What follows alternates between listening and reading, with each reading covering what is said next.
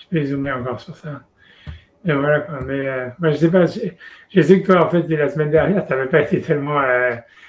C'est toi qui m'avais dit en plus qu'il y avait cette histoire de gens qui disaient que les sphirotes c'était de la Vodazara, etc.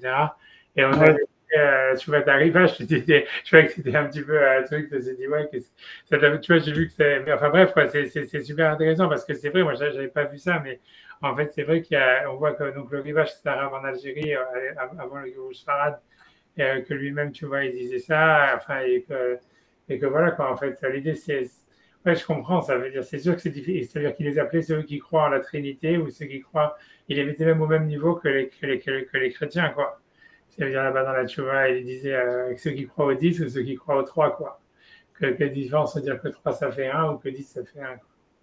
Ouais, non, mais c'est difficile, tu vois. Et le rab là-bas qui lui répondait, il lui expliquait non, mais en fait, c'est comme si jamais il y a une sorte, c'est savoir par quel ange on doit adresser notre filote, quoi. C'est-à-dire que la tefila est adressée à Hachem, mais en fait, ça veut dire, ça veut dire en fait, il y a comme si, si chez Hachem, il y a différents, comment dire, comment on va dire, différents gouvernements, différents ministères.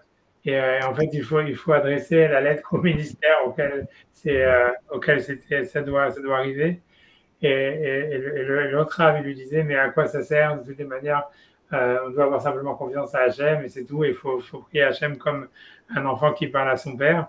Et voilà quoi. Et donc, pourquoi ça veut dire qu'est-ce qu'on a rentré nous là-dedans, de savoir à quelle sphira, à quel ange, en fait, la tefila doit être adressée, quoi. Et ça, c'est ce qu'on avait étudié la semaine dernière, tu vois, c'était le texte qu'on a. Si tu veux, on peut le refaire un peu, je sais pas, c'est comme tu veux. C'était dans la. C'est comme tu veux. Voilà, la loi, grosso modo, c'est ça ce que ça dit, quoi. Et tu vois, et bref, donc je sais pas, tu vois, moi, ça veut dire, c'est sûr qu'en réalité, cette histoire des sphirotes, elle est étrange, je comprends qu'elle est étrange. Et à part ça, si tu veux, à part ça, une autre idée par rapport sur cette idée-là, c'est quand tu regardes, en fait, tu vois, le Shareora, ça veut dire, je pense que c'est le livre qui a été écrit par le Rav Digatilka, c'est un des premiers Mekoubalim, quoi, ceux qui sont, tu vois, à l'époque où le Zohar, il a apparu, quoi. Tu vois, ça veut dire, c'est de cette même période, tu vois, je pense, quelque chose comme ça. De le cas, il a écrit un sefer sur il a écrit un sefer, c'est un des bases de livre de la Kabbalah, c'est ce sefer qui s'appelle Sefer Shareora. Et là-bas, quand il parle, en fait, là-bas, au contraire, tu vois, il explique qu'en fait, c'est super important de savoir à quel nom d'Hachem on s'adresse. Et en fait, pour lui, mais ce qui est super intéressant là-bas, c'est que quand tu lis, quand il parle de ça, on a l'impression que c'est pas vraiment qu'on s'adresse à Hachem à travers le nom, contrairement à ce qu'il disait le rivage, quand ça veut dire quand l'autre a lui demandé la question de comment expliquer la Kabbalah, etc. Mais on a l'impression que c'est même pas ça, que c'est l'étude ou la méditation sur des noms qui amène la Yeshua elle-même. Et tu vois, je sais pas si ça t'intéresse de regarder ça ou pas, ou comme tu veux, ou si tu veux aller straight up, si tu veux en continuer dans le Pétach Eliyahu qui parle des sphirotes, mais c'est comme tu veux. Si tu veux, ça t'intéresse de regarder. Avec plaisir. Donc, d'accord, laisse-moi retrouver ça. J'ai dit, je me suis pas trop si tu veux avancer, attends, je vais essayer de le retrouver. Je sais que dans ces paris ils ont le livre, c'est souvent le Shareora. Ben, Est-ce que dans le Chumash, ouais. il y a un remez pour dire que les différents noms d'Hachem représentent une seule et même réalité?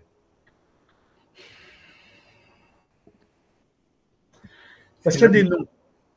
Ça veut dire, il y a des noms, mais tu vois, On vient affirmer que ces noms, en réalité, ce sont les noms du même nommé. ça veut dire, a priori, ça veut dire, là où ça serait, ça veut dire, c'est ce que lui, ça veut dire, a priori, ça serait dans le passage où, en fait, il y a le dialogue entre Moshe qui demande à Hachem, quand ils vont me demander c'est quoi son nom, qu'est-ce que je vais dire? Et qui est Cherki? Voilà, c'est ça. Et donc, a priori, c'est de lui, dans tous les cas, dans le Shareora, quand il va parler de ça, il va dire, ouais, en fait, le nom, la racine de tous, c'est le nom Eye, qui est en fait un dérivatif du Shem Kevavke. Et pour lui, en fait, c'est sûr, voilà, que maintenant, c'est vrai, comme tu dis, a priori, c'est ça. Ça veut dire, si tu veux, à partir de Moshe Rabbeinu, en tous les cas, comme il demande c'est quoi son nom, donc on a l'impression, voilà, qu'il y a ce nom-là. Si tu veux, il représente tous les autres noms, tu vois. Et alors, laisse-moi essayer de retrouver, si j'arrive à retrouver. Mais peut-être le schéma aussi, quand il a écrit Ouais, c'est ça. C'est-à-dire que nous, on est monothéistes. C'est-à-dire que le monothéisme, il est dans la Torah. Ça veut dire il est dans la Torah à partir de Moshe, ça veut dire à partir du don de la Torah. Tu vois, et ça veut dire. Il est déjà chez les fils de Yaakov, puisque quand ils disent Ushmo Echad. Oui, mais ça veut dire, ok, c'est dans les Midrashim, tu vois. Après ça, dans les Midrashim, on va te dire. Oh non, mais c'est même pas dans les Midrashim. Shema Israël, c'est les fils de Yaakov qui lui disent sur son lit. Ouais, c'est un Midrash. Ça veut dire le schéma Israël, c'est un Midrash, je vais t'expliquer comme ça. Ça veut dire, c'est le sens littéral du Passouk, c'est Moshe qui le dit, et ça parle d'Israël. Quand tu vois le sens littéral du verset de Shema Israël, Hashem Elokeinu, Hashem Echad, c'est Moshe qui le dit au peuple d'Israël.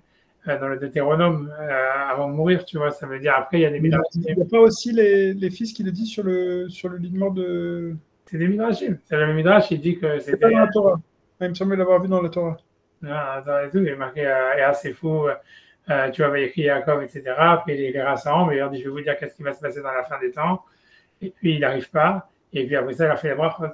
Et c'est pour ça que le Midrash il dit que Yaakov il pensait si le roi HaKodesh à la fin des temps il s'en va, c'est parce qu'il y avait parmi ses enfants des gens qui n'étaient pas justement monothéistes. Et ils ont dit non, Shema Israël, Hashem Elokeinu, Hashem Echad. Et il lui a dit Baruch Shem Kevod Malchut Olam Vaed. Et tout ça, mais tout ça c'est un Midrash, tout ça c'est pas dans la Torah, c'est des Midrashim quoi. Et tu vois, mais ça veut dire, tu vois dans la Torah, comme tu dis, ça veut dire si tu vas avoir une lecture, si tu veux pas te baser sur la tradition pour lire la Genèse, tu peux interpréter facilement qu'il y a plein de dieux en action. Il y a El Shaddai, il y a Elohim qui est un pluriel, il y a le Shemut Kevavke. Tu vois, c'est pas du tout dit que c'est la même personne. Tu vois, si tu veux avoir, c'est toi, je pensais que c'était ça ta question. C'est-à-dire, si tu veux, en fait, jusqu'à Moshe Rabbeinu, jusqu'à ce quand je leur demandais c'est quoi son nom, et c'est Moshe qui dit voilà, il y a un seul Dieu, etc. Tu vois, ça veut dire Shema Israël, Hashem Elokeinu, Hashem Echad.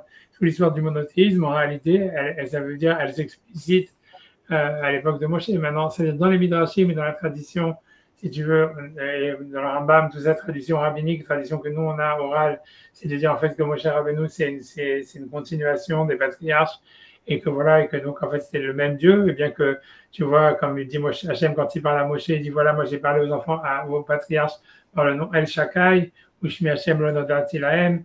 Donc, mais ça veut dire qu'en fait c'était un autre aspect, quoi. Ça veut dire, mais c'est toujours le Dieu unique, etc.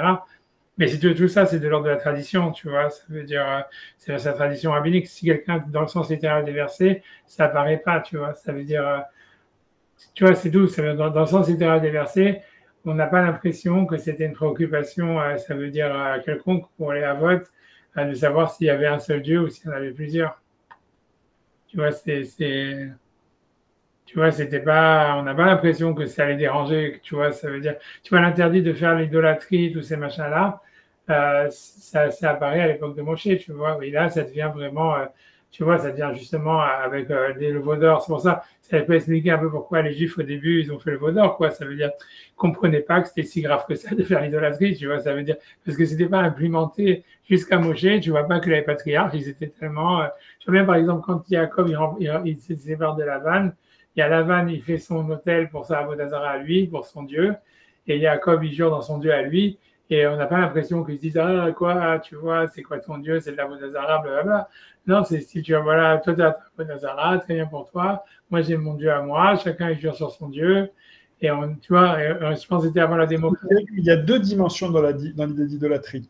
Il y a la dimension multiplicité des dieux, il y a aussi toute la dimension représentation et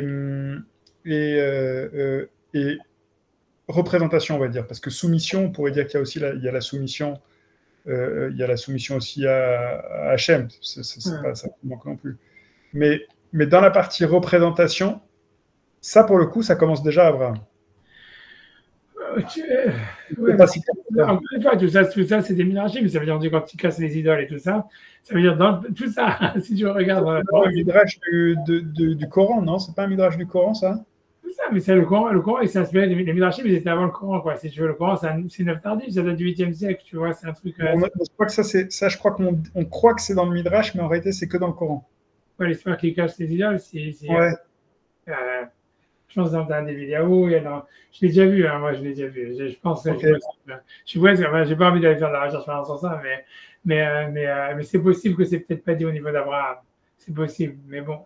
Tu vois, ça, en tout cas, l'histoire, elle existe, quoi. Maintenant, mais bon, de toute façon, dans le Coran, c'est ce qu'il a repris, tu vois, c'est des midrashim changés, quoi, mais c'était que de la tradition orale qu'il écoutait, qu'il a dû écouter soit des juifs eux-mêmes, soit tu vois, puisqu'en fait, si tu veux, voilà, c'était la seule culture qu'il y avait dans le Moyen-Orient à l'époque, on va dire.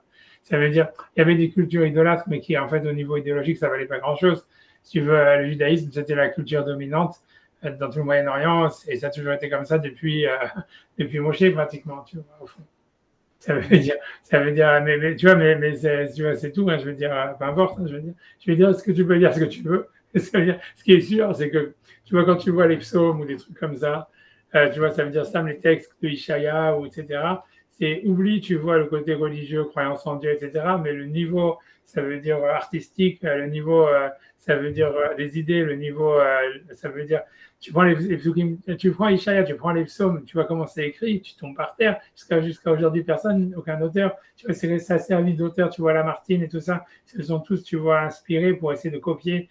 Mais tu vois, ça montre, tu vois, une sorte de maîtrise sur la langue, sur les idées, tu vois, comme Coëlette et tout ça, etc., que tu vois que les Arabes et tout ça dans le Moyen-Orient et tout ça, ils n'ont jamais rêvé de ça, tu vois, dans leur, tu vois, in the dream world, tu vois, donc ça veut dire que grosso modo, la culture, si tu veux, même quand Israël était défait et compagnie en Nabucodonosor, et tu vois bien que Nabucodonosor, il prend des Juifs pour travailler dans son royaume, etc., même s'il veut leur apprendre la culture chaldéenne, leur faire oublier le judaïsme, etc.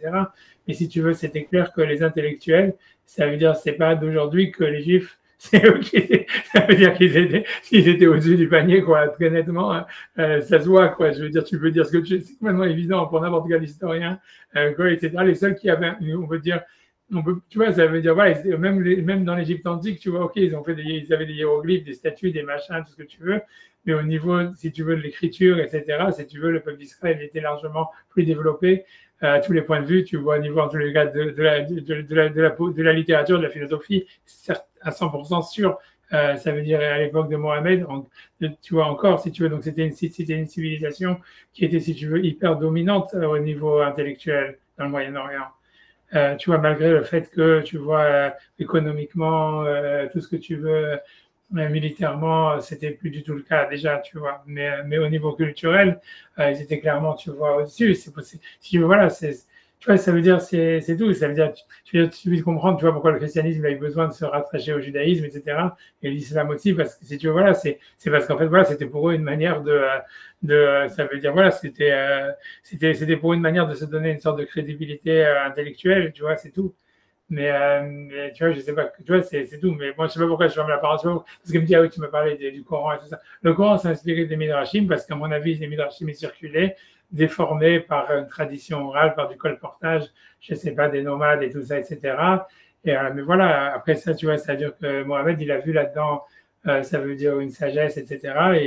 Et en tous les cas, ça veut dire quelque chose qui servirait à, comment dire, à construire une civilisation, une culture pour son peuple, pour sa tribu à la base, tu vois. Mais tu vois, mais voilà, mais bon, je veux dire, mais voilà, ça veut dire, moi, j'ai pas vu, ça veut dire, moi, j'ai pas lu beaucoup le Coran, mais quand tu vois dans le Coran, c'est hyper évident, comme tu dis, c'est déformé, il y a des déformations, mais ça veut dire, c'est beaucoup plus basé sur la tradition orale des Midrashim que sur le texte écrit de la Torah, quoi. Je sais pas si, en fait, Mohamed, il avait eu accès au texte écrit de la Torah. Par contre, je pense, tu vois, qu'il avait accès, soit par sûrement un colportage, ou bien parce qu'il avait été au contact, je ne sais pas comment. Il y en a qui disent qu'il était juif lui-même, j'en sais rien, tu vois, il y a plein de théories là-dedans. Ouais, il y a plein, c'est sûr qu'il avait été. Il était en contact de juifs, c'est avéré. C'est sûr, mais après ça, il avait un oncle qui était juif, ça veut dire, en tous les cas, il a été très mis au courant de, tu vois, ça veut dire, voilà, c'est clair, il connaissait des midrashim, tu vois, beaucoup. Et tout le Coran, en fait, il est basé sur des midrashim. Tu vois, des midrashim, voilà, transformés, déformés, plus ou moins, tu vois. Mais voilà, mais c'est sûr. Alors, où est-ce qu'il avait accès? Est-ce que ça veut dire que ça veut dire que la culture juive, elle était tellement, on va dire, répandue que de bouche à oreille, ça s'était répandu comme ça dans tout le Moyen-Orient? Ou bien est-ce qu'il avait vraiment de la famille juive? Est-ce qu'il a été éduqué par des juifs pour une raison et pour une autre? Est-ce qu'il avait du sang juif? On n'en sait rien, tu vois. Mais voilà, mais c'est en tout cas, voilà, pour moi, c'est pas n'importe qui le lit, il voit, je veux dire. C'est pas, tu vois, c'est pas. Alors, si on revient à la Torah, donc, parce que je vais expliquer sur les schémas le principe d'unicité de la divinité Ça veut dire, il commence à être formalisé que dans la Seret Adibourot et chez Moshe. Voilà, et même peut-être un peu avant, dans la vision du buisson ardent, tu vois, quand il lui dit Ayez, Machemo, pourquoi Ekié, ce serait une idée d'unicité? Parce que tu vois, ça veut dire, c'est pas explicite encore là-dedans, mais ça veut dire que le fait, a priori, l'idée, on a l'impression, c'est que du fait qu'il lui demande un nom, tu vois. C'est-à-dire que, tu vois, la vraie question de tout ça, c'est de savoir, tu vois, c'est quoi le sens même de la question de demander un nom, tu vois. Ça veut dire, quand il dit, qu'est-ce que je vais leur dire, tu vois, Mahoma, qu'est-ce que je vais leur dire. Et tu vois, la question, tu vois, c'est ce que Maïmonide dans le Guide des Égarés, il se demande. L'idée elle-même, elle est étrange, tu vois. Hachem, il dit à Moshe, va libérer les Juifs et tout ça, etc. Ok, Moshe, il fait un back and forth, oui, non, blablabla. Ok, il dit, j'y vais. Et après, il dit, ok, mais quand je vais leur demander quand je vais leur demander quel nom, tu vois, ça veut dire quand je vais leur demander au nom de qui je viens, alors quel nom je vais leur dire. Et Hachem, il dit, voilà, Eyeh, Shilachani Alechem, etc. Et tu vois, l'idée, c'est, tu vois, mais l'idée, c'est, tu vois, mais on lui demande, mais qu'est-ce que ça veut dire? Est-ce que ce nom, les Bnei Israël, ils le savaient, et donc c'est une référence à un nom qu'ils connaissaient déjà? Ou bien, tu vois, si jamais Moshe, il savait en fait que les Bnei Israël, ils avaient déjà des noms pour Hachem, comme El Shakai, Elohim, ou peu importe, tu vois, qu'est-ce qu'ils avaient reçu comme nom des Avot. Donc, en fait, il avait simplement dit, et que lui, c'est comme Abraham, Hachem, il lui avait dit, je suis le Dieu d'Abraham, puisqu'au début, Hachem, il s'introduit à Moshe en disant, je suis le Dieu d'Abraham, Yitzhak et Yaakov. Donc, il avait qu'à leur dire ça, tu vois, ça veut dire, voilà, c'est le Dieu d'Abraham, Yitzhak et Yaakov qui m'a apparu, qui m'a dit ça et ça et ça. Tu vois, qu'est-ce que ça veut dire, c'est quoi son nom? Et Hachem, en plus, tu vois, ils sont un nouveau nom que les Israéliens ne savent pas. Donc, tu vois, ça veut dire, c'est comme si, tu vois, j'en sais rien, c'est comme si moi je te dis, c'est qui t'a dit ça, et moi je te dis un nom, tu vois, que tu n'as jamais entendu parler, tu sais pas qui c'est, tu vois. Qu'est-ce que ça change, tu vois? C'était mieux de dire Abraham, Isaac et Jacob. Et tu vois, alors c'est pour ça, tu vois, donc ça veut dire, tu vois, donc si tu veux, et dans le guide des égarés, mais si tu veux même les Mekoubalim, tu vois, dans cette histoire-là, tu vois, ça veut dire, il voit que l'idée, ça veut dire que ce nom de Eyeh, tu vois, que tu vois, ça veut dire que c'est le nom qui réunit tous les autres noms, quoi. Et que c'est là où ça commence déjà l'idée d'unicité, c'est encore plus explicité après, puisqu'on voit bien que dans le deuxième, ça veut dire le premier commandement, c'est Anochi Hashem, Elokecha Asher Tzedekha Me'et Mitzrayim, et ensuite il y a marqué Lo Yelecha Elokim Acherim Al Panai, tu vois, et quand on voit, quand tu regardes en réalité ça veut dire, on a l'impression que le fait qu'Hachem, c'est pas Hachem ton Dieu qui t'a fait sortir d'Égypte, si tu veux, c'était une des Sheva Mitzvot Ben Noach, mais c'est-à-dire que le chidouche, en fait, qu'il y a dans les 10 commandements, c'est tu n'auras pas d'autre Dieu que moi, etc. Mais voilà, mais ça veut dire, et là où ça commence, tu vois, si tu veux, voilà, l'unicité tu vois, du Dieu unique, etc. Et ensuite, c'est le parachat du schéma, et c'est un truc qui revient après par la suite. Et si tu veux, la haine de la Vodazara, et le fait d'avoir une mitzvah de détruire la Vodazara, etc. Mais tout ça, ça existe à l'époque de Moshe. Quand tu regardes avant, tu n'as pas l'impression que les Havot, c'est après les Midrashim, encore une fois, comme tu vois, on te dit que c'est le Dieu d'Abraham, Isaac et Yaakov, donc ils disent non, mais oui, Abraham, il a cassé des idoles, Abraham, il a fait ça, tout ce que tu veux, mais en réalité, quand tu regardes dans la Torah, c'est marqué nulle part, tu vois. C'est marqué nulle part qu'Abraham, il a cassé des idoles, qu'il a été contre la Vodazara, qu'il a, tu vois, il a approché le monothéisme et des trucs comme ça, tu vois. Il n'y a pas que simplement, à chaque fois, il a fait des hôtels, il a fait des matzevot, il a donné des corbanotes, Hachem en échange surtout sur les deux noms. Et puis il y a aussi un autre truc bizarre aussi. C'est surtout sur les deux noms, Yudke Vavke et Elohim. Ouais. Ces deux noms surtout qu'on retrouve, parce qu'à la rigueur, les autres, bon, ils apparaissent une ou deux fois maximum. Ouais, mais surtout, Yudke Vavke et Elohim, c'est clairement deux noms qui sont presque deux logiques différentes, parce que même dans la Kedah, il y en a un qui le pousse à sacrifier son fils, et il y en a un autre qui vient lui sauver son fils. Donc c'est presque deux logiques différentes. Et puis ensuite, il y a aussi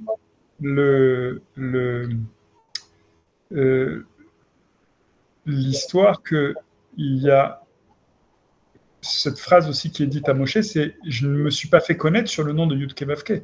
Ouais, comme je dis. Ça, c'est encore un truc qui est encore incompréhensible. C'est incompréhensible. Ça veut dire, en fait, c'est ce que tu vois, Rachid Abel explique. Ça veut dire, c'est sûr que le nom, ça veut dire Hachem, en tant que Yudke Vavke, il existe dans la Genèse. Il va depuis le début, dans la création du monde, etc.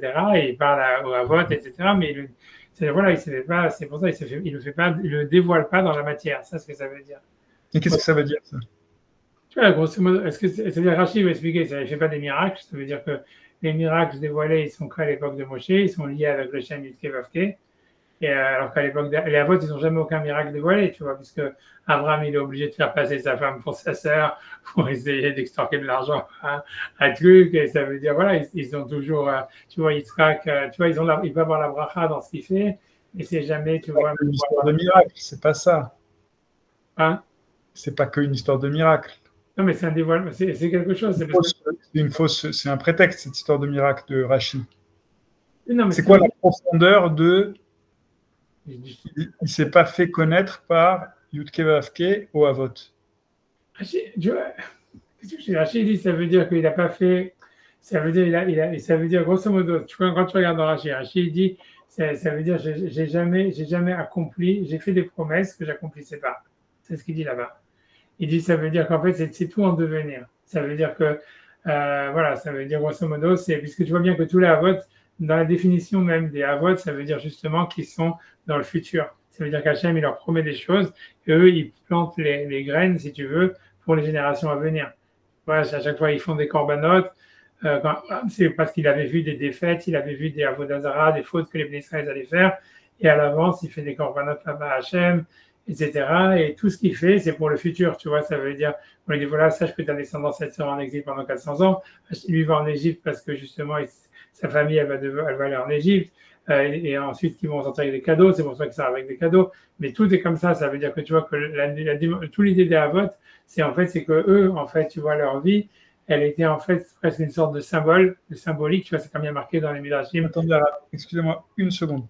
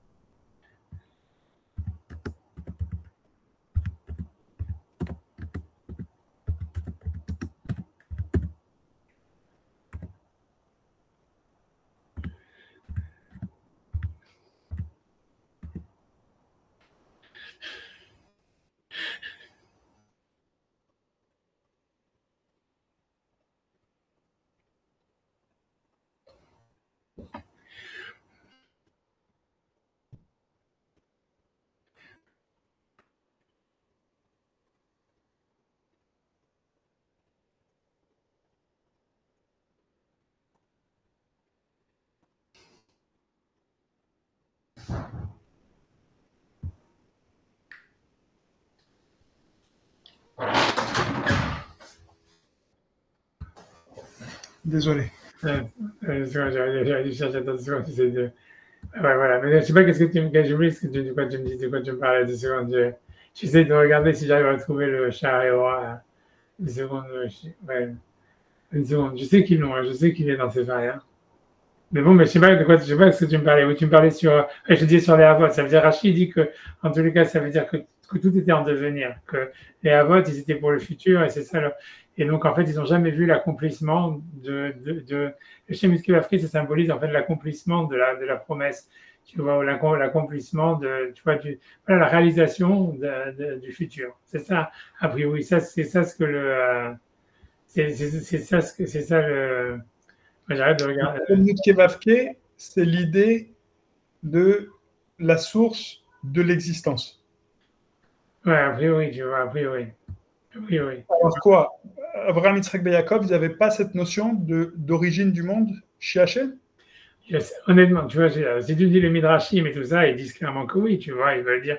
Tu vois, les Midrashim, ils ont fait une réécriture de l'histoire de Bereshit en disant oui, non, tu vois, ça veut dire ils étaient contre la Avodah pourquoi Abraham il est parti en Eretz Israël, c'est parce que c'était là-bas, il y avait beaucoup d'Avodah pourquoi est-ce qu'il a été jeté dans le feu, c'est parce que par Nimrod, c'est parce qu'il y avait la Avodah tout ce que tu veux, si tu veux, il y a une réécriture comme quoi, si tu veux, Abraham surtout, c'était le chevalier anti-Avodah Maintenant, le truc, tu vois, ça veut dire, c'est une tradition orale, tu vois, moi, en tant que rabbin orthodoxe, je crois en cette tradition, si tu veux, mais quoi qu'il en soit, tu vois, ça veut dire, c'est pas explicite dans la Torah du tout, tu vois. C'est-à-dire que dans la Torah, on ne parle jamais d'Abraham comme étant un idéologue du monothéisme, où tu vois que ça n'a pas l'air du tout, c'est pas mentionné, quoi.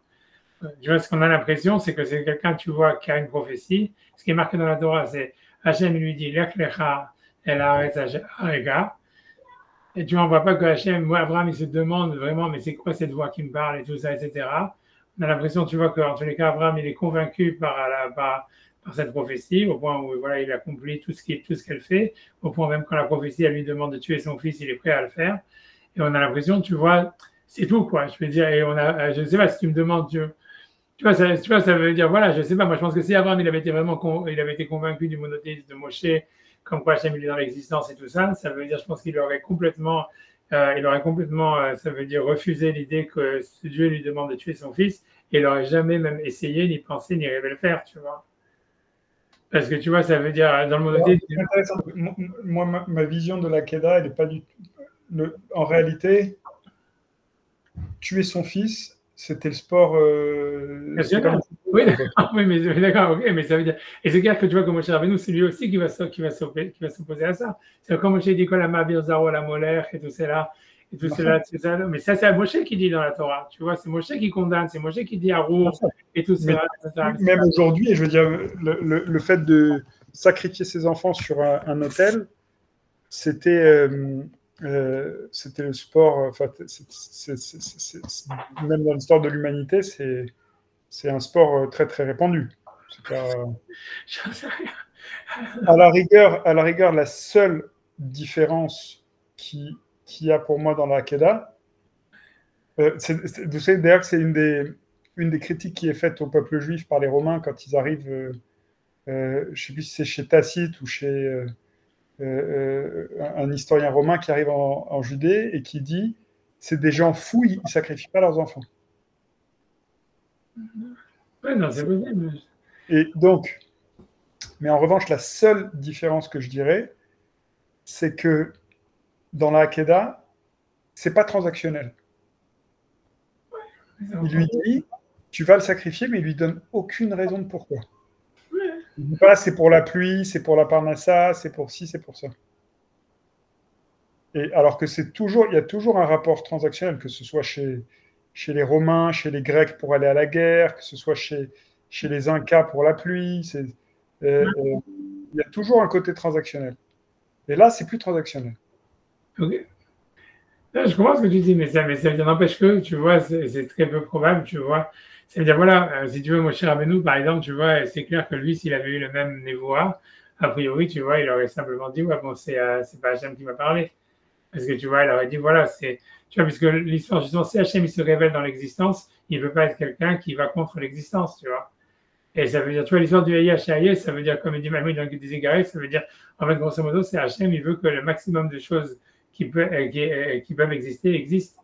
Et c'est ça, en fait, si tu veux, s'il y a une philosophie, on va dire, s'il y a une sorte, si tu veux, de base, donc qu'est-ce que c'est la volonté d'Hachem, c'est ça, quoi. Et donc, ça veut dire, et pour lui, pour Maïmonide, c'est clairement ça, la condamnation de Moshe dans la Vodazara, au général de la Torah de la Vodazara, c'est justement, parce que pour lui, il pense que toute la Vodazara et toutes les superstitions, de manière générale, elles sont contre-productives, tu vois. Ça veut dire, pour lui, tu vois, ça veut dire, si tu veux, le pire du pire, comme tu dis, c'est sacrifier des enfants. Mais même, par exemple, n'importe quel acte de superstition qui dit, voilà, tu vas te faire une kamia et tu vas gagner, tu vas faire des millions, pour lui, en fait, c'est aussi de la Vodazara parce qu'en fait, ce qui va te faire gagner des millions, c'est si tu regardes ta situation dans laquelle tu es et que tu as une stratégie et que tu as confiance en toi et que tu fais les choses. Et en fait, le fait d'avoir confiance en une superstition, de dire, ah, tu vois, c'est cette kamia, c'est parce que je fais Shabbat ou tu vois, grosso modo, ça veut dire pour lui, c'est de la Vodazara, tu vois. Pour lui, la raison pour laquelle Shabbat, c'est pas de la Vodazara, c'est parce que le repos, c'est quelque chose qui est nécessaire pour la meilleure fonction du monde, donc, et de ton organisme, etc. Donc, c'est quelque chose qui est dans le sens de l'existence. Mais ça veut dire, tu vois, ça veut dire, une certaine générale, ça veut dire pour lui, tu vois, les mitzvot de la Torah, et c'est pour ça qu'elles doivent avoir un sens, parce que si elles n'ont pas de sens, elles deviennent de la Avodah Zarah. Parce que tu vois, tu vois, ça veut dire, c'est si jamais, en fait, tu vois, c'est ça l'histoire, tu vois, ça veut dire, tout est comme ça veut dire, mais pour lui, ça veut dire, grosso modo, c'est qu'elles doivent être, les mitzvot, elles doivent avoir un sens pas simplement, pas un sens kabbalistique ou mystique, mais un sens, on va dire, tu vois, ça veut dire vraiment terre à terre, tu vois, je sais pas quoi dire, un sens qui se réalise dans le présent, quoi. Mais ce que je veux dire, voilà, donc, mais pour te dire, tu vois, ce que je veux dire pour répondre à ça, tu vois, encore une fois, si tu regardes honnêtement, si tu fais abstraction de la tradition orale qu'on a, etc., dans le texte même de la Torah, tu vois pas vraiment que le monothéisme et la Vodazara et tout ça, c'était en tous les cas des sujets centraux pour Abraham ou tu vois, ou pour Isaac ou pour Jacob. Tu vois, ça veut dire, tu vois, ça veut dire, ils avaient la foi en Hachem, ils avaient une sorte de névoie, ils avaient, tu vois, donc Hachem, il leur apparaissait, etc. Tous, tu vois, que ce soit Abraham, Isaac et Jacob, et qu'ils leur font des promesses pour le futur, ou qu'ils leur disent que, voilà, Hachem, il va les aider, etc., dans ce qu'ils font, mais ils font des corbanotes, etc. Mais en fait, il n'y a pas de condamnation, il n'y a pas, si tu veux, on n'a pas l'impression, en tous les cas, dans le texte, que pour eux, il y avait un travail de savoir, mais qui c'est qui me parle, tu vois, ou qui c'est, voilà, qui c'est qui me parle, qui c'est qui me dit de faire ça, est-ce que c'est quelque chose qui doit s'opposer aux autres, si les autres ils ont des messages à Dieu, est-ce que leur Dieu il est vrai ou pas vrai, tu vois, tout ça c'était des questions qui se posaient pas, tu vois. Ça veut dire, moi, enfin, dans le texte littéral, comme je te dis, tu vois, on voit bien que voilà, il y a Lavan, tu vois, qui fait la Vodazara, on voit bien, tu vois, qu'Abraham, il demande qu'on nécessite toujours à remarier ses enfants avec des gens de sa famille qui viennent de Orkazdim, tout ça, qui sont des mecs qui font la Vodazara, ça lui pose pas de problème, tu vois. Alors que par exemple, tu vois, je veux dire, tu vois, quand Eliezer lui propose sa fille à Abraham, que ça c'est presque explicite dans le texte, c'est pas explicite à 100%. Mais tu vois, avec le Oulaï, en tous les cas, un grand remède, et tu vois qu'Abraham, si tu veux, il avait des followers, si tu veux, en Israël, et tu vois bien qu'Abraham, si tu veux, et bien qu'il y avait donc des gens qui étaient plus proches de lui au niveau Ashkafa, si tu veux, en Israël pour marier son fils, non, il s'en fout de l'Ashkafa, de la philosophie, il va aller marier son fils avec quelqu'un qui est de sa famille, même s'il fait la Vodazara, quoi. Donc, tu vois, ça veut dire, tu vois, donc. Mais pourquoi on part du principe que tous les Ivrim, ils étaient à Vodazara? Pas tous, mais en tous les cas, on voit bien en tous les cas, avec Lavan, c'est plus ou moins clair. Tu vois, quand il jure, quand il parle avec Yaakov, et que, tu vois, Lavan, c'était un rachat, ça ne veut pas dire qu'il était nécessairement au Vodazara. Mais tu vois, parce qu'il lui dit, tu vois, il a juré sur son Dieu à lui, tu vois, et quand il se sépare à Gilgal, par exemple. Mais attention, à Vodazara, qu'il y ait des dieux nationaux, c'est une chose. Ok, alors voilà, tu vois, ok, mais tu vois, mais c'est ça l'histoire, tu vois, ça veut dire, tous ces trucs-là, tu vois ce que je veux dire, ça veut dire que voilà, c'est comme tu dis, ça veut dire le concept même d'Avodazara, j'imagine, et la distinction, à mon avis, entre le monothéisme et l'idolâtrie, le paganisme et tout ça, elle n'était pas, à mon avis, elle n'était pas, on va dire, je sais pas comment dire, elle n'était pas définie, à mon avis. C'est-à-dire, tout ce je disais, sans parler de si on fait abstraction de la tradition rabbinique, tu vois, si on fait abstraction de tout ça, tu vois, ce qui est, comme je dis, tu vois, normalement, un arabe orthodoxe ne devrait pas le dire, mais ça veut dire, mais moi, je pense qu'on peut le dire, parce que, tu vois, il y a le sens littéral, ensuite, il y a la tradition, tu vois. Pour moi, tu vois, le sens littéral, à moi, ce que j'ai l'impression, quand tu lis la Genèse et tout ça, c'est que ils ont une prophétie. Il y a quelqu'un, tu vois, c'est un peu comme dans le Kuzari qui dit qu'il y a le roi qui a un rêve, qui lui dit, voilà, tes actions sont voulues, mais ton intention est bonne, mais tes actions sont mauvaises, un truc comme ça. Mais ça veut dire, grosso modo, ça veut dire, la première chose, il y a la réalité d'une prophétie où Hachem, il dit à Abraham, lech lecha, etc. Il lui dit de faire des choses. Et qu'Abraham, des fois, il écoute pas trop, puisque quand il va en Égypte, a priori, il était en infraction par rapport à ce que Hachem lui avait dit. Mais peu importe, mais ça veut dire, donc, grosso modo, en tous les cas, il a cette prophétie, il a ce contact avec Hachem. Et les autres, on ne sait pas si long, on a l'impression que même Avimelech, il a plus ou moins ce contact-là quand tu vois un truc bidule. Mais après ça, je pense pas que on n'a pas l'impression que pour lui, il se demande, mais qui c'est qui me parle, tu vois. Ça veut dire pour lui, c'est OK, il y a quelqu'un qui me parle. Et ça veut dire, ça lui paraît, ça veut dire, je sais pas, ça peut paraître idiot, mais voilà, ça lui paraît naturel, on a l'impression de l'écouter, tu vois, même si, voilà, elle lui dit d'aller en Israël, de machin, d'abandonner sa famille et d'abandonner son père pour y aller en Israël, c'est ce que tu veux. Et, mais voilà, et lui, il écoute cette voix jusqu'à ce que, on a l'impression que c'était pour lui c'est ça en fait le vrai, moi, si on lit d'une manière littérale, on a l'impression que le point culminant, c'est la Kedat Yitzhak, où en fait, on voit bien qu'en fait, l'idée, c'était qu'il fallait qu'il construise une confiance à cette voix et il rentre en dialogue avec cette voix, tu vois, on a l'impression, puisque voilà, il fait la Kedah, elle lui dit de ne pas le faire, et tout ça, etc. Et que ça veut dire.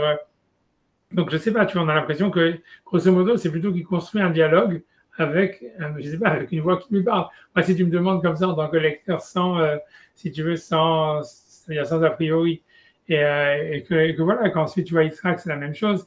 Yitzhak, Hachem, il lui dit de ne pas partir de la terre d'Israël, il lui dit reste là, plante ici. Tu vois, il lui donne des instructions du business, quoi, il lui donne des conseils de business. Et voilà, quoi, et ça veut dire. Mais on voit, c'est pas nécessaire, c'est pas clair de savoir. Il se pose pas la question qui me parle, quel est le Dieu, est-ce que c'est un seul Dieu, est-ce qu'il y a un Dieu en Israël, un Dieu à l'extérieur d'Israël, est-ce que, tu vois, ça veut dire c'est le même Dieu ou pas. Tu vois, quand Jacob, il voit des anges, tu vois, parce que Jacob, on a l'impression, lui, il voit encore plus que les autres, tu vois, parce qu'il a des visions avec des anges, des combats avec les anges, tous ces trucs-là. Tu vois, on a l'impression que, tu vois, que tu vois, et que c'est les anges qui, à la frontière d'Israël, ils changent, c'est plus les mêmes.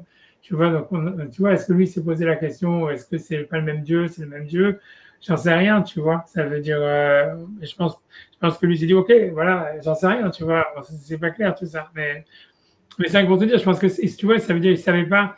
Tu vois, quand lui il se bat avec un ange, je sais pas si Jacob il savait s'il se battait avec Dieu, il se battait avec un ange, qui c'était cet ange. Je pense pas que Jacob, tu vois, il sait exactement qu'est-ce qui se passe, tu vois. Simplement, il dit, ok, quelqu'un m'attaque, ça a l'air d'être un ange. Tu vois, il se bat avec lui, aussi bizarre que ça soit, et voilà. Et à la fin, l'ange, il lui donne une bracha, il lui dit il a battu les dieux, ok, et il a appelé, selon le Midrash, il lui dit, il a appelé Dieu lui-même, parce que l'homme, que Jacob, il était appelé Dieu, ou puissant, ou peu importe, c'est le nom Israël. Et puis voilà, quoi, c'est comme si tu vois, il y a une sorte de, tu vois, de relation qui s'établit avec une sorte voilà, d'être supérieur, divin, tu vois, magique, si on veut, j'en sais rien. Il y a des apparitions d'anges dans Shemot. À partir de Shemot, il y a des apparitions d'anges. Oui, tellement, tu vois, ça veut dire, j'essaie de réfléchir, tu vois, il y a le Malach Hashem, tu vois, tu vois, qui vient protéger Israël quand ils sont poursuivis, tu vois, devant la mer Rouge, tu vois, Vaïssa, Malach Elohim, mais que Rachid dit qu'a priori, c'est la colonne de nuée, c'est pas clair. Tu vois, c'est ce que dépend si tu prends les anges au sens large, tu vois, de la colonne de nuée, la colonne de feu, mais en tous les cas, ils vont plus parler, quoi. Ils réapparaissent, et puisque, tu vois, ils réapparaissent à l'époque de Yeshua. Parce que Moshe, on a l'impression, tu vois, c'est. Ou à l'époque de Yoshua, qu'est-ce qu'ils font à l'époque de Dès le début, ça veut dire, dès qu'il y a le siège de Jéricho, le début de la conquête d'Israël, ça veut dire, il y a quand ils sont en train de préparer le siège de Jéricho, donc il y a un ange qui apparaît à Yoshua, et avec une arme et tout ça, avec un glaive, et au début, Yoshua croit qu'il vient les attaquer à eux, et il lui demande est-ce que tu viens nous attaquer, ou bien est-ce que tu viens pour nous aider? Et l'ange lui répond je suis le Sar Seva Hashem Tsevakot, et je suis venu vous aider pour faire la conquête de la terre, etc.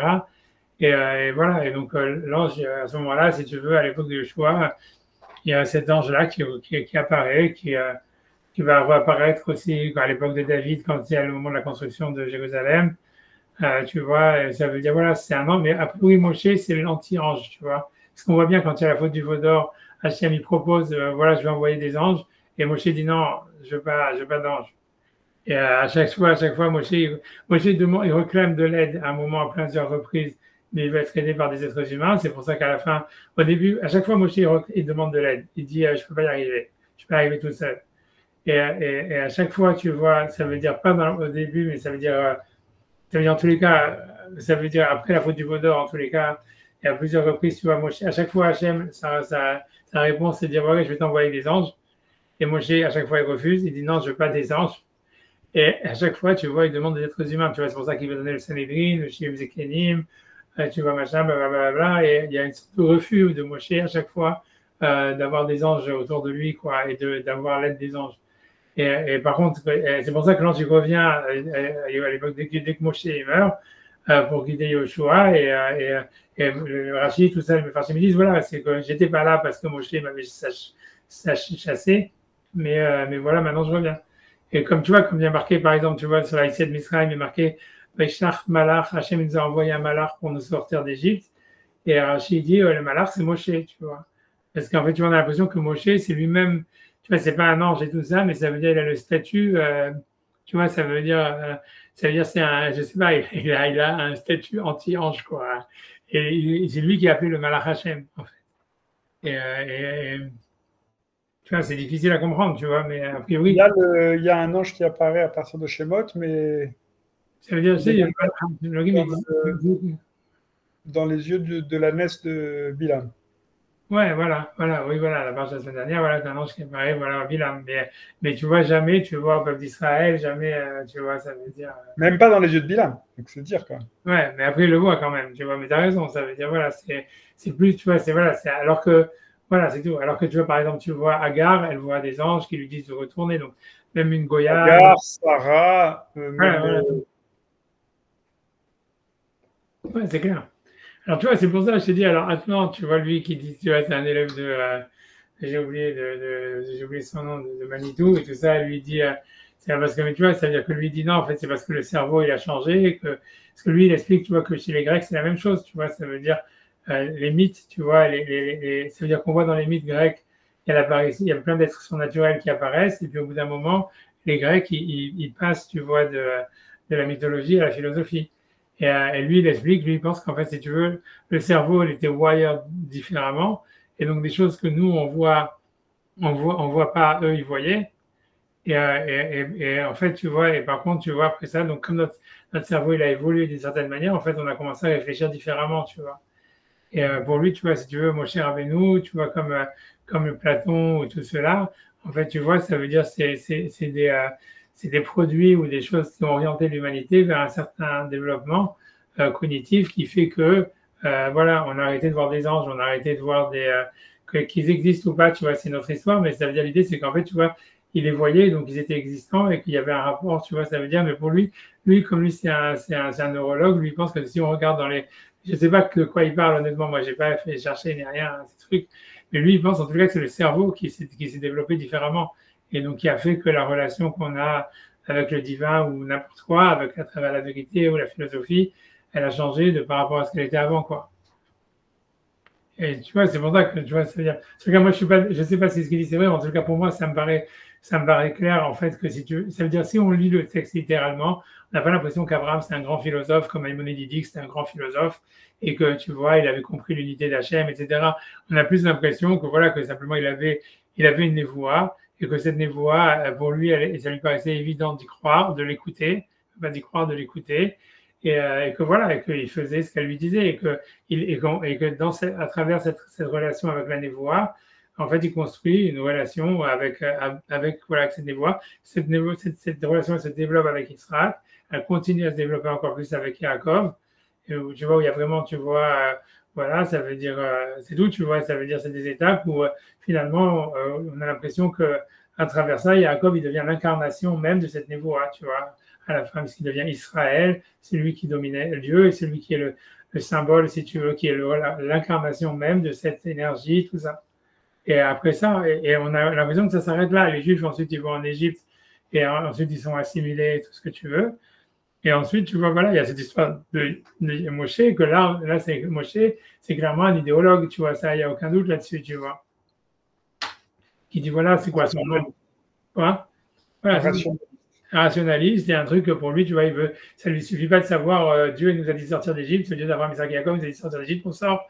Pour lui, mais c'est qui ce Dieu, tu vois, ça veut dire lui, il est tellement en dialogue, mais on voit bien que dans la Torah, c'est considéré comme un niveau supérieur, tu vois, c'est quand tu veux demander à Hachem, mais c'est quoi ton nom, qu'est-ce que tu es, et que tu veux rentrer en dialogue avec lui, presque au niveau philosophique, si tu veux, c'est vu comme un élément, tu vois, ça, parler à Hachem face à face, ça veut dire en fait que c'est un niveau supérieur, que juste, tu vois, de sentir une évidence comme quoi, il faut faire ça, et même, tu vois, même si chez Abraham, tu vois qu'il y a un dialogue, que tu vois, là, c'est une sorte de dialogue, mais comme, tu vois, comme ils expliquent, tu vois, comme on voit, c'est pas un dialogue face à face, c'est pas, tu vois, c'est pas qu'il peut discuter, tu vois, voilà, pourquoi tu m'as dit de faire la Kedah, pourquoi tu as changé d'avis, tu vois, etc. Ça veut dire, au début, Hachem dit, fais la Kedah, après ça, lui, il essaye, non, il faut pas le faire, il comprend, tu vois, ça veut dire, c'est comme s'il y a une sorte tu vois, c'est plutôt une relation qui se crée, tu vois.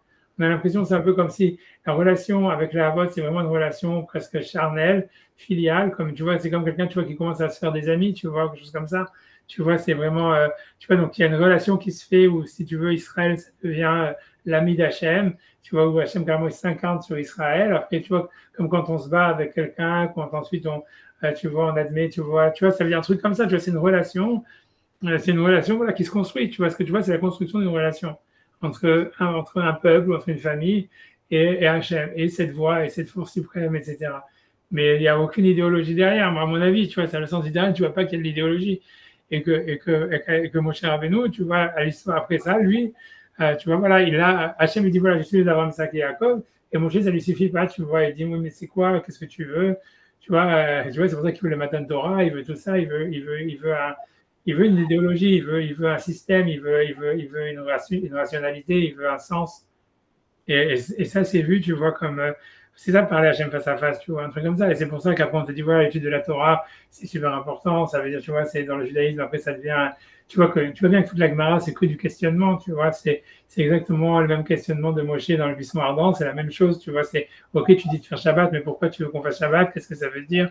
Tu vois, alors, tu vois, quelle que soit la réponse, tu vois, qu'il va y avoir, tu vois, c'est une réponse, ça peut être rationnelle, mystique, ce que tu veux, mais c'est toujours tu vois, dans la volonté de comprendre, tu vois, voilà, voilà, de comprendre et de trouver un sens, tu vois, et voilà, un dialogue, tu vois, des choses comme ça.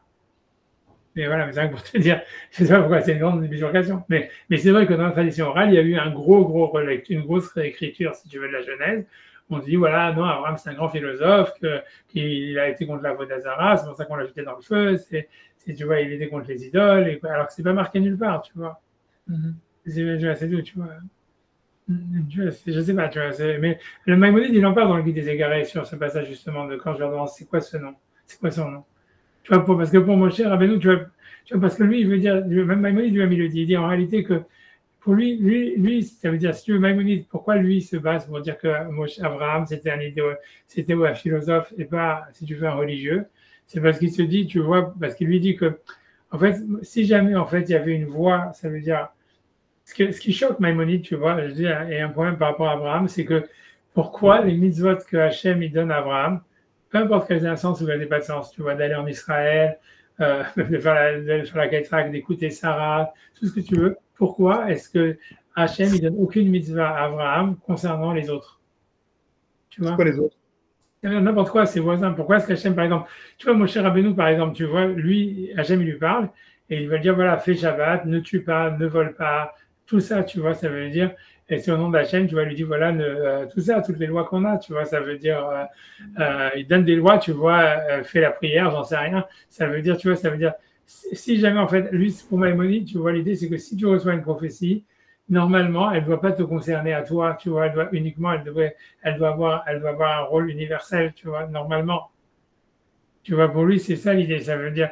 Et donc, lui, il s'interroge pourquoi est-ce qu'Abraham et tout ça, tout ce qu'ils ont comme message d'Hachem, c'est que des trucs de l'ordre privé, tu vois, presque à la limite de la. C'est pas idiot, mais presque, tu vois, c'est sur des petits trucs, tu vois, il y a comme Avinu, Hachem, il vient, il lui envoie un ange pour lui donner des trucs de business, pour savoir, tu vois, grosso modo, comment tu vas pouvoir faire du fric et tout ça. Tu vois, ça veut dire, tu vois, c'est des trucs, tu vois, pour lui, tu vois, tu vois, c'est pour le Rambam, ça lui paraît aberrant que Hachem il apparaisse à un être humain pour ça, tu vois, ça veut dire, tu vois, ça veut dire, tu vois, Pour savoir ce que ça veut dire, Hachem lui apparaît. Oui, ok, c'est comme tu dis, ok. Mais lui, c'est pour ça que tu vois que Maïmonide lui dit, en fait, ouais, en fait, les Havot, lui pense que les Havot, c'était des philosophes à cause de ça, parce qu'il dit, un philosophe, lui, il se sent pas autorisé à dire aux autres qu'est-ce que c'est la vérité. Et c'est ça ce qu'il pense. Et tu vois, Maïmonide, c'est comme ça que dans sa tête, ça fonctionne. Et lui dit que lui pense que dans l'Antiquité, c'était comme ça. C'est-à-dire que pour lui, le philosophe, lui, il va jamais se permettre de donner des ordres, de dire, vas-y, il faut pas tuer, il faut pas voler, il faut pas machin. Parce que le philosophe, tu vois, il peut se dire, moi, je pense que c'est pas bien de voler, c'est pas bien de manger, c'est de tuer, tout ce que tu veux. Mais il peut pas se commencer à prendre, à donner des ordres aux autres pendant la philosophie. Et donc, c'est pour ça que lui, il pense que Maïmonide, lui, pense qu'en fait, c'est pour ça que, si tu veux, Maïmonide a une vision très, en fait, si tu veux, je sais pas comment dire, très minimaliste du rôle de la névoie chez les Havot, tu vois. Parce qu'elle n'avait pas, justement, parce qu'elle implique aucun message universel. Et c'est pour ça. Et si tu veux, le truc de lui, ce qu'il pense Maïmonide dans l'histoire de Moshe, quand il dit, pourquoi Moshe, il voulait pas se revendiquer du Dieu d'Abraham, Isaac et Jacob, parce qu'il voulait dire, en fait, c'est si jamais et c'est le son Maïmonide, tu regardes dans le guide des égarés, quand il dit c'est quoi, quand il demande c'est quoi le nom d'Hachem, pour lui, l'idée, c'est de dire, parce que lui, il dit, voilà, il y a des prophètes qui sont des sortes de magiciens, qui, tu vois, qui parlent au nom d'une divinité, et donc, eux, ils vont se permettre de donner des interdits et des permissivités, des lois pour les autres. Il y a le philosophe qui simplement parle au nom de la raison et qui peut pas se permettre, si tu veux, d'avoir des invectives inconditionnelles au nom de la raison, de la philosophie. Il veut simplement, si tu veux, guider les gens. Donc, il dit, en fait, Moshe Rabbeinu, il demande, selon Maïmonide, c'est quoi mon rôle à moi? Tu vois, ça veut dire, est-ce que je dois parler comme un philosophe ou est-ce que je dois parler comme un prophète? Et donc, comme un magicien qui fait des miracles et qui va ensuite, tu vois, si tu veux, puisque lui dit à l'époque de Moshe, tous les prophètes, on voit comme Bilam et tout ça, ils font des miracles. Et ça, grâce à ça, ils justifient, en fait, si tu veux, leur prophétie, tu vois. Et donc, lui, Moshe Rabbeinu, il s'est dit, tu vois, qu'est-ce que je dois faire, tu vois? Et qu'en fait, si tu vois, Hachem lui dit non, mais l'idée, c'est que Eye, ça voulait dire, non, c'est l'essence même de l'existence, elle a une prophétie en elle. Tu vois, ça veut dire, c'est comme si tu veux, dans la philosophie, il y a une prophétie. La finalité de la philosophie, c'est bon, même c'est comme ça qu'il interprète. C'est sa vision hyper rationaliste et philosophique, mais dans le Guide des Égarés, c'est ça son chapitre sur le nom Eye chez la Chania Lechem, ça veut dire, en fait, c'est de l'essence même de l'existence, il y a un accès à la prophétie, et cette prophétie, c'est celle-là, la voilà, tu vois. Grosso modo. Et c'est au nom de ça que tu dois parler. Donc, c'est pas une magie, quelque chose qui serait surnaturel, etc., qui va s'exprimer, qui serait extérieur à l'essence de l'existence. Mais c'est pas non plus, tu vois, ça veut dire quelque chose qui est que dans l'immanence, où il y a que l'existence, comme Spinoza, il pense, tu vois, c'est-à-dire, voilà, le monde, il existe pour lui-même, etc. Mais ça veut dire, mais dans l'existence elle-même, et à la finalité de cette existence, il y a une voix prophétique, en fait, qui s'exprime de cette existence. Et c'est ça, et chez la et que c'est pour ça qu'il dit je suis aussi le Dieu d'Abraham, Isaac et Jacob. Ça veut dire pour lui, ça veut dire l'idée c'est que voilà, c'est que Abraham, Isaac et Jacob, ça veut dire c'était au fond ils avaient accès à cette vérité qui sort de l'essence de l'existence, même s'ils n'étaient pas capables, tu vois, ça veut dire de donner un message universel, ça veut dire de voir des lois qui en émanent, mais tu vois, pour lui, pour Maïmonide, c'est ça l'idée quoi. Mais voilà. Bon, en même temps, c'est normal parce que l'histoire d'Abraham, c'est l'histoire d'un homme. L'histoire d'Yitzhak, c'est l'histoire d'un homme, de son père et de ses parents. Ouais. L'histoire de Yaakov, c'est l'histoire d'un homme, de son père, son grand-père, et à la rigueur, son beau-père, c'est deux femmes, et c'est son beau-père qui lui casse les bonbons et tout ça. Et après, les 12 fils, bon, bah, c'est des histoires d'embrouille. Ouais, il n'y a pas encore ni de dimension nationale. Enfin, si, parce que dès le début, en réalité, il y a une promesse nationale qui est faite à Abraham. Mais il n'y a pas encore ni de dimension politique, ni de dimension quoi que ce soit. Il n'y a qu'une dimension charnelle quoi, qui est faite dans ce. Ouais, mais c'est ça. Mais c'est pour ça que je dis que c'est étonnant que tu vois. C'est pour ça que tu vois, ici, le monothéisme, à mon avis, tu vois, il n'était pas encore développé. Ça veut dire, tu vois, s'ils avaient une idéologie, tu vois, comment dire, ils se sentaient en mission pour propager le. Alors, quand on dit que c'est qui? On dit que c'est Yitzhak ou Yaakov qui va étudier à la yeshiva de Shem Ve'ever.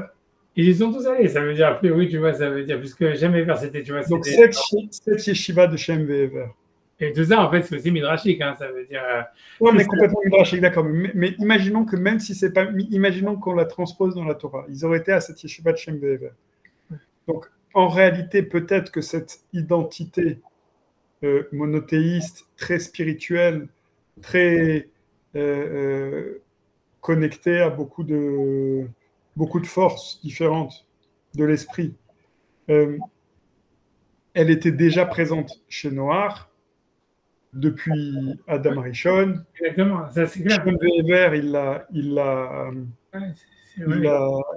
ils la font fleurir ou quoi, et après, ça reste une sorte d'héritage presque familial. Le Kuzari dit, tu vois. C'est Abraham, c'est un petit enfant lui-même, c'est un petit-fils de Ever.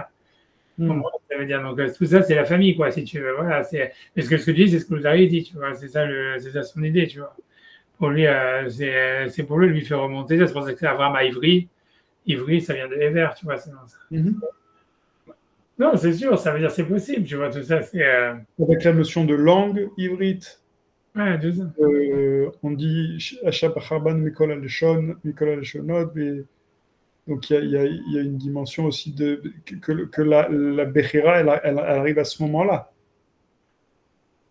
Ouais, peut-être, tu vois, c'est ce que lui, c'est tout ça ce que tu dis, c'est dans le Kuzari. C'est le début du Kuzari, enfin, c'est au début, c'est ce que lui veut dire, etc. Ouais, exactement, tu vois, ça veut dire, ouais, ce que tu dis, c'est tout ça, c'est ce qu'il dit le Kuzari. Maintenant, voilà, j'en sais rien, tu vois, non, ouais, c'est possible, je sais pas, c'est sûr qu'en fait, à la fin, c'est sûr qu'il a raison, c'est-à-dire, tu vois ce que je veux dire, c'est sûr que cette élection d'Israël, tu vois, par Hachem et toute cette construction de la prophétie, et de cette construction, tu vois, de la nation et tout ça, elle est, on va dire, tu vois, ça veut dire, elle est presque depuis, on va dire, ok, depuis Noach, peut-être même, tu vois, depuis la création du monde, et voilà, et en fait, c'est irrationnel, tu vois, tu peux pas vraiment comprendre, tu vois, pourquoi Hachem, il aurait choisi Ever, ou tu vois, pourquoi, voilà, pourquoi, mais pour lui, mais c'est sûr qu'on voit aussi que c'est inscrit depuis l'histoire du monde, tu vois, c'est comme pourquoi Israël, ça serait l'endroit de la prophétie, et par ailleurs, tu vois, qu'est-ce qu'il y a de spécial en Israël? En fait, tu vois, il n'y a rien de spécial, tu vois. Mais ça veut dire, on ne peut pas comprendre, tu vois, c'est tout. C'est une terre comme une autre. Mais pour une raison ou pour une autre, Hachem, c'est là-bas où il veut résider, tu vois. Et c'est comme le corps d'un juif, c'est la même chose. Ça veut dire, j'imagine, il n'y a aucune différence. Mais ça veut dire, pour une raison ou pour une autre, Hachem, il est attaché à ces molécules. J'en sais rien pourquoi. Peut-être un jour, mais a priori, ça paraît complètement, on va dire, arbitraire, tu vois. Farfelu. Farfelu ou arbitraire, tu vois, c'est surtout ça, c'est que ça n'a pas vraiment de sens, tu vois. C'est aussi le Kuzari. Tu vois, le Kuzari, il est super raciste, parce que tu vois, si tu veux, il était darwiniste avant Darwin, et en fait, tu vois, il est plus raciste que les Allemands, tu vois. Mais tu vois, c'est parce que ça n'existait pas à son époque, le racisme, c'est presque lui l'inventeur. Mais tu vois, mais ça veut dire, l'idée, c'est, tu vois, c'est que, voilà, mais d'un côté, il y a un côté non raciste, parce que dans le sens où il dit, en fait, c'est arbitraire, ça veut dire, on ne peut pas expliquer pourquoi, tu vois. Ça veut dire, c'est pas parce qu'on est les meilleurs, c'est pas parce que truc bidule, mais c'est parce que c'est un fait que Hachem nous a choisi, on ne sait pas pourquoi, mais c'est comme ça, tu vois. Et tu peux rien y faire, tu vois, un truc comme ça. Et je pense qu'il y a du vrai là-dedans, tu vois. Et pour lui, c'est la même chose, tu vas comprendre pourquoi on a 2 yeux, pas 3 yeux, pourquoi on a qu'une bouche et pas 2 bouches, pourquoi on a 2 bras et pas 5 bras, pourquoi, tu vois, pourquoi on n'est pas des pieuvres, pourquoi Hachem il a créé des êtres humains comme ça. C'est arbitraire de la part d'Hachem, mais c'est ça ce qu'Hachem il veut, quoi, un truc comme ça. Et c'est un peu la même chose, tu vois. C'est Hachem il a choisi le cas d'Israël, on ne peut pas comprendre pourquoi, mais c'est un fait, tu vois. Et tu vois, et dans ta vidéo, c'est beaucoup repris cette histoire-là. Mm-hmm. Mais je voulais quand même te montrer, tu vois, j'ai essayé de regarder, je vois les Shairois sur les schémas d'âge. Désolé, il faut que je vous quitte parce que j'ai un rendez-vous là qui commence à 17h. Ok, bon, d'accord, ok, bon, la prochaine fois, on regardera. Rappelle-moi que je vais faire des links sur le chat, comme ça on regarde. C'est sur les noms d'Hachem, c'est super intéressant comme passage, tu vois. Ou parce que lui, tu vois, là-bas, il veut dire que l'idée pour lui, en fait, il est beaucoup moins. C'est parce que tu vois, la semaine dernière, quand on avait vu dans le Rivage, tu vois, le Rivage, il disait, ouais, en fait, connaître les noms d'Hachem, tu vois, c'est que donner au ministre, etc. C'est pas super important. Mais tu vois, quand tu regardes dans la Kabbalah, en fait, ils sont vachement plus pro ça. Pour eux, c'est connaître le nom d'Hachem auquel on s'adresse. C'est ça ce qui fait que ta fille elle va être acceptée ou pas, tu vois. Parce que lui, il explique, tu vois, marqué Yikraeni, qui a d'Hachem, il connaît mon nom. Ça veut dire, lui, ils vont expliquer, il connaît le nom auquel il fait s'adresser. Et pour eux, on voit bien que chaque fille-là, chez les Havot et chez les Nevi'im, elle est adressée à un nom spécifique. Et s'ils n'avaient pas appelé ce nom-là, ça n'aurait pas marché, quoi. Donc, c'est un gros truc, tu vois. C'est difficile à comprendre. Voilà, je te laisse tranquille avec ça. Et je t'attends rendez-vous. Merci beaucoup. En tout cas, je te remercie. Shabbat shalom, à la semaine prochaine. Bye.